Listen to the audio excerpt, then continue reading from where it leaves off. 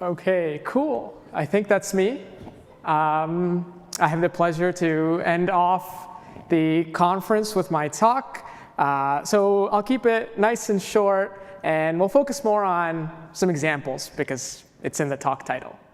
But today I want to go through the module customization hooks API in Node.js. It's something that probably most people will never need to touch in their lives, but I've spent the majority of my last year interacting with it in a lot of different ways. And I figured it would be nice to kind of share what I thought, share some cool things you can do with it, and show off how it's probably already running and being used in your applications. So just a little bit about me. My name is Abhijeet, but you can call me Abby. I work at Sentry on our SDKs. So Sentry's SDKs help collect error and performance monitoring data, doing a lot of instrumentation, monkey patching, a lot of interesting things to other people's code. But when I'm not doing that, I also do other open source stuff. I help out with OpenTelemetry and OpenStandard for metrics, logs, and traces. And I also help out with the Node.js diagnostics working group. So just a quick caveat before we begin. As I mentioned, like most people here probably don't need to use this. In fact, there's like a 2016 quote by NBA player Matt Barnes that I often think of when I'm using these APIs, which is that violence is never the answer, but sometimes it is. And actually, the same thing applies here. Like, module hooks are probably not the answer you want, but sometimes it is. And I guess we'll see how. So module customization hooks, previously these were referred to as like loaders. Maybe if you heard of like the loaders API, the loaders working group, it's all this stuff. A lot of people, even here in the room, have worked on this. And it basically controls on how you want Node to resolve and load modules. And so you can, if you think about it, if you're actually overriding how the language is importing in the code and running it, you can do a lot of interesting things, right? Some of which probably not recommended from like a security or performance aspects, but it's kind of cool. Like it's really the most dynamic thing you can do, even though you're writing like a pretty dynamic programming language in JavaScript. So just as an example of what exactly you can hook into, this is exposed from the module standard library.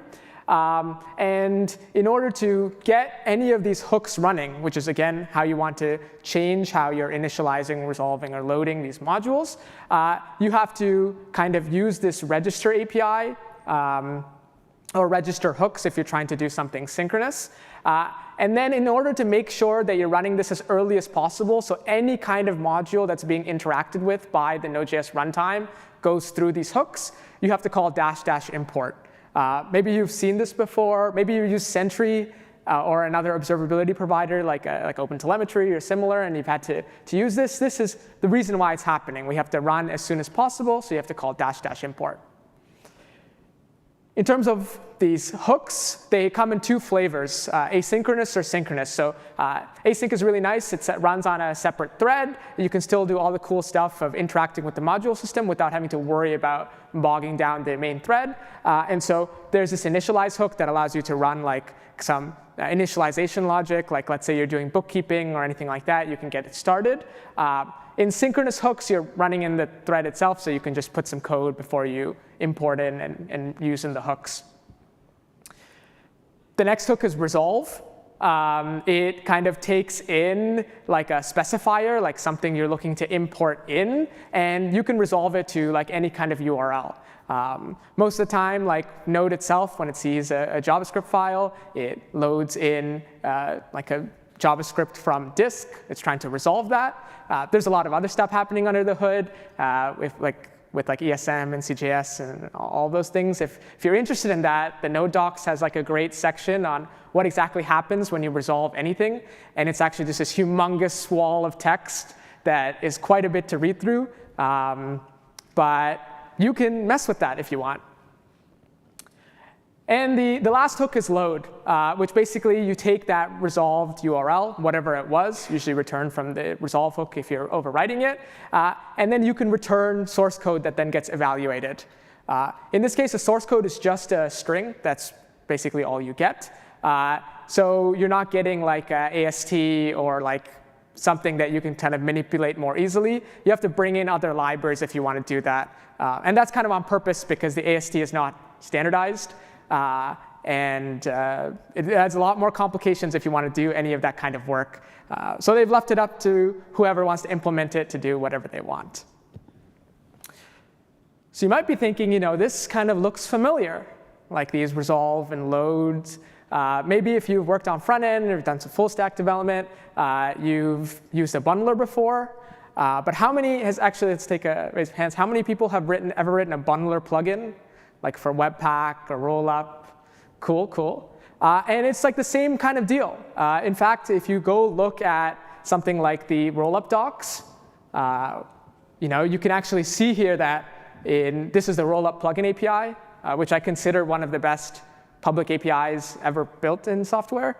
And then a lot of other people like Veet and other bundlers base themselves off this. But you can kind of see the same idea, like you're resolving and loading. And Rollup has a bunch of other things because it's actually usually doing bundling and more extensive processing. But same kind of deal. But that probably reminds you of like why this isn't always the best solution, because you've probably seen, I don't know if you had to maintain like crazy Webpack configs or anything like that. Most of the time, you probably didn't need to write a plugin. It's just somebody wanted to do it. And then you're stuck with maintaining that kind of implicit magic logic forever. So yeah, you might be asking like, well, I don't really like bundlers and bundler plugins. Why do we have to kind of have the same thing for Node here? And in our case, most of the use cases are just kind of fun, like toy examples that I'm going to walk through.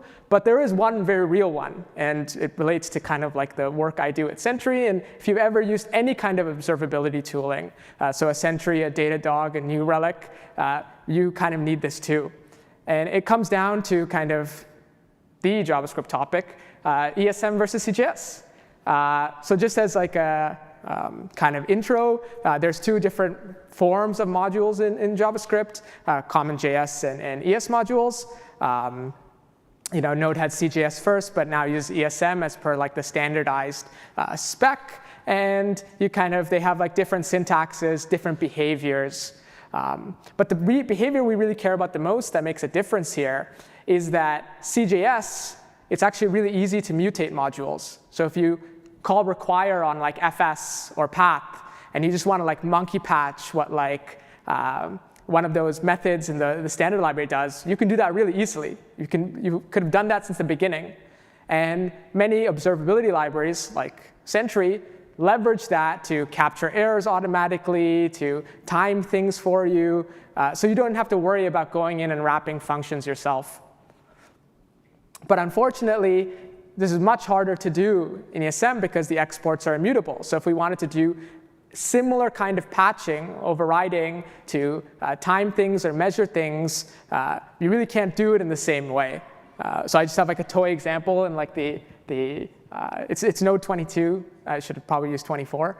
But you can just kind of see here that it's not extensible. We can't do like this mutation in the same way. And so we kind of have to reach for these module hooks. Like when you can't do it in the runtime itself, we have to go to a step above to try to solve this. But beyond mutation, there are definitely other interesting applications of this. We'll come back to the mutation thing. Well, I'll actually show you how it works. But let's actually go through some of these as examples. And so one thing, I quickly wrote like a couple of these. You'll notice that a lot of them are relatively simple. And so this is like a loader I wrote. You can see here that I'm calling the register API from kind of like the module standard library. It's loading in this loader. And what this is actually basically doing is every time we resolve, let's take a look. See, you can see there's a resolve hook. Every time that we're resolving a module of some kind, we're adding it to like this graph data structure that then we can like visualize.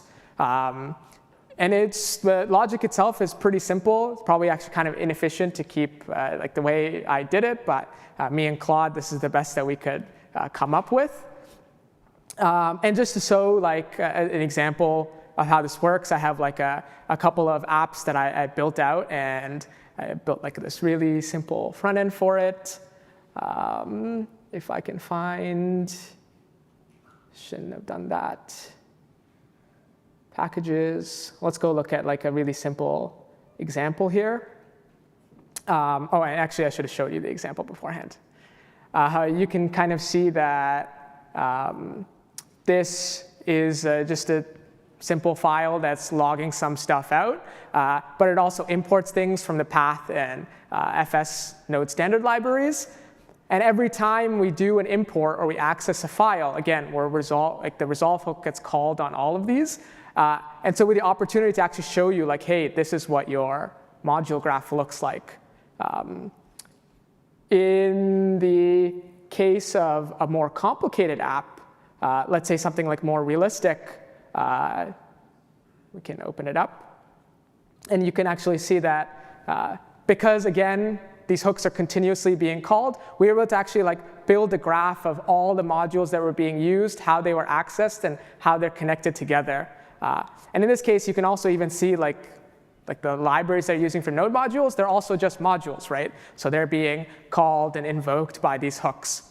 Now, this heat map thing was just really interesting because it was a way to show you, OK, this is how you can use resolve and just do some like bookkeeping with it. But you can think about like, hey, maybe I can do like runtime dead code elimination. Maybe I can do like some application security stuff where if I know like there's a set of modules that are explicitly sensitive, I can have like extra processing on that. Or if I'm worried about like the node module swapping out on disk or something because I'm running on like an unsafe environment, you can do cool things with this. And so yeah, this is just the example. Another example, because again, resolve allows you to point to whatever URL you want, and then a load allows you to just execute based on whatever URL. You can load it any way you want. As long as you return some string of JavaScript, we're good to go. You can actually do cool things like loading HTML into JavaScript. So let's take a look at how that works. Again, we have like resolve and load hooks, pretty simple. What we do here is like a pretty common pattern you'll see a lot, is that when resolve is called and we notice, hey, this is not like a file that Node.js will handle normally, you can kind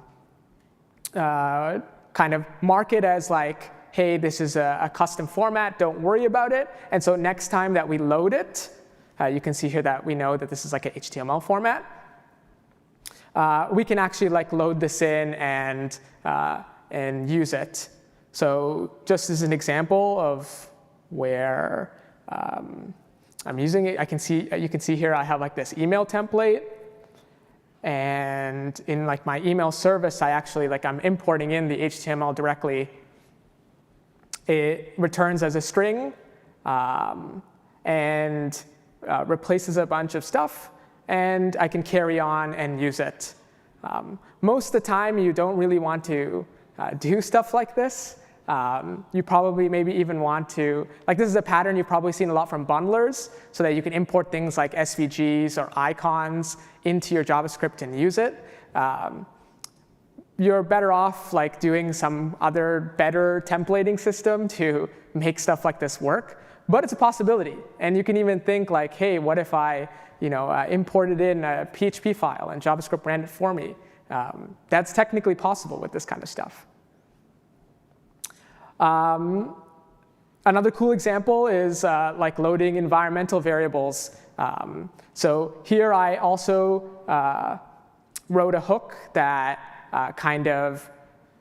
what it does is if you try to import in like a env colon and then an environmental variable name, it'll try to resolve it from the .env file in your library. So like a lot more magical version of .env, or even like the Node, like the env stuff built into Node directly. And you can actually notice we do this cool thing where we create like a virtual URL. This is also a really common pattern. So if you don't want to add context, you create a virtual URL. And so in the load hook, you can kind of use the virtual URL to figure out like the environmental variable to kind of pull and kind of import in.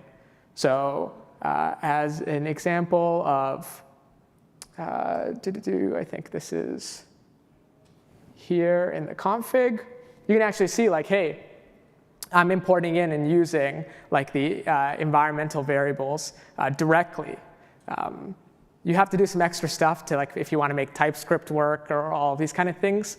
But you can actually see like we're essentially like building like a DSL on top of JavaScript, importing in arbitrary things. Really, this is not spec compliant, but if we wanted to make it work for our app, that's what we're doing. The last example, though, and the one I'm going to spend the most time on, is the thing that I was talking about at the very beginning, which is APM instrumentation. And this is really the use case. So we know that ESM is actually, how many people are running an ESM service in production? OK, a few hands. How many people have some ESM code in their app, and they're in the process of like converting it? OK, a couple others. I guess also a reminder here is that if you're writing TypeScript and you're writing TypeScript in ESM syntax, you're most probably actually still running CJS, because most TypeScript still compiles to CJS.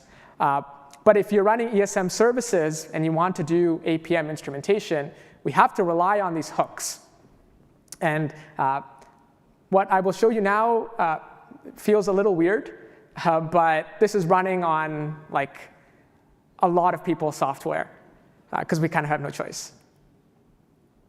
So this is a library called import in the middle. It's used by most kind of observability vendors. It's also used by OpenTelemetry. If you've ever had an ESM app and you had to write -- import and then some kind of like observability vendor's library, import in the middle is doing some magic here.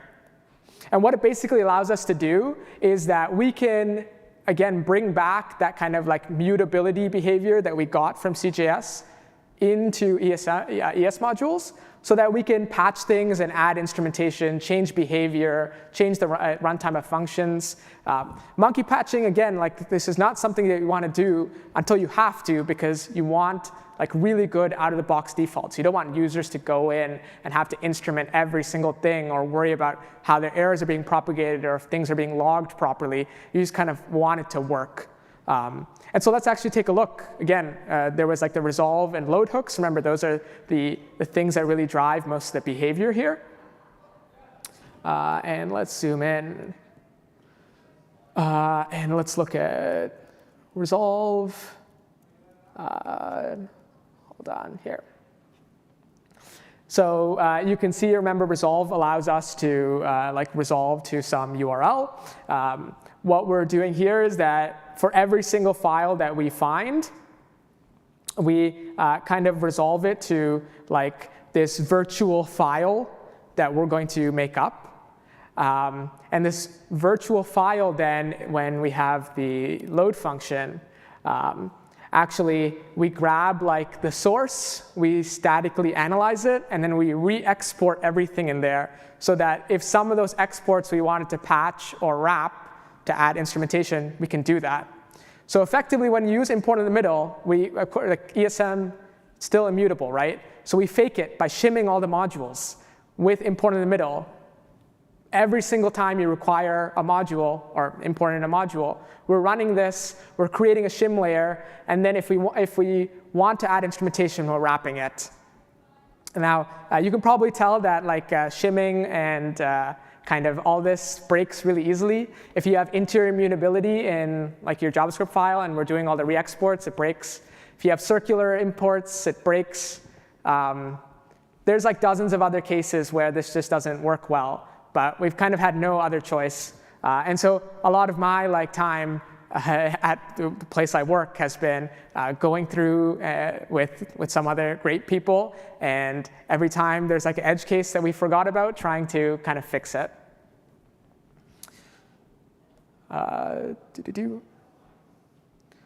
So we know that kind of shimming is not ideal, but really, like again, we need to use these module hooks, but maybe there's a better way to do it. So instead of kind of at load time faking this module and re-exporting everything so that we can wrap things that we want instrumented, why don't we just like rewrite the thing on disk?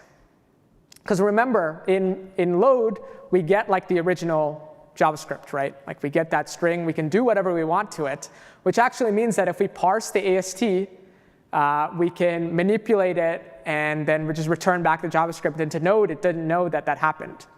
Now, of course, you have to re-emit source maps and take into account some other things. But it turns out that's a fairly decent strategy to kind of make this instrumentation use case work. And that's something that a couple of us in like the observability scene have been working on with something called Orchestrion.js. It was started off by Datadog, but there's been folks at New Relic, people at Sentry, people at Elastic who have all helped us kind of bring this together. And so we can take a look at what this looks like. It's in this like common like APM.js collaborators repo, but this is actually going to be moved under the Node.js org. Similar to actually, if you notice, like import in the middle is owned. It's part of the Node.js org, like we maintain it there. The tracing hooks themselves are very simple, similar to import in the middle. Again, what we're doing is that we're resolving, we're making sure that we understand, like, OK, we have to mark these files to be ready to be patched. And in the load hook, we're doing the rewrites. Unfortunately, like JavaScript AST parsing is too slow. If you use something like Acorn or Sucrase or similar, it works, but not for like trying to run it at scale like this.